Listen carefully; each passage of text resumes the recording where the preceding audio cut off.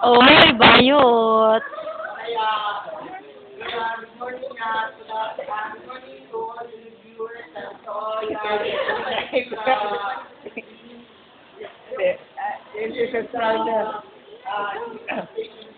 self-forecasting is a process of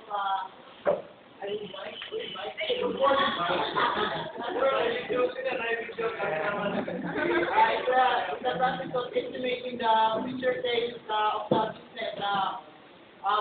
Like example, for us as a business manager in sales corporation, so we are forecasting, from the term sales forecasting, we are forecasting our products to, we are forecasting the sales of our product. So generally, it means that estimating future product for the company to know whether the product is available for the past year or this year or not.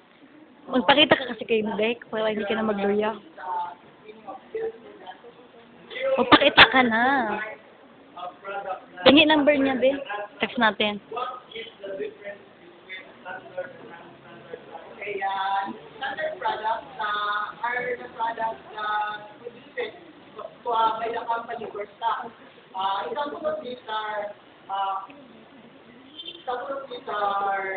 food, like our basic commodities, like food, beverages, soft drinks, wearing apparel, and etc. So, using business are also there. So, anything, for example, pants, t-shirts, and everything that relates in our daily commodity wear, the non-standard products or as I say, special products, isang product Ngiti ka naman, reporter.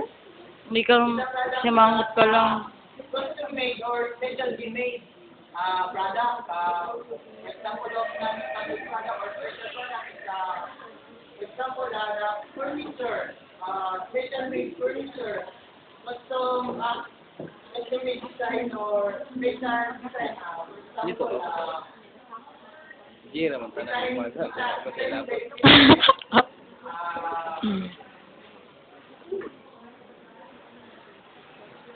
Furniture and special made furniture and the other one is the tailoring clothing, tailor clothing with yes. That's example of non-standard. So in general for that, the Yun din na sa ito bulat yun. the important is you know the difference of the food. Damit. We are replacing in our Ino di nagwala. give you one example of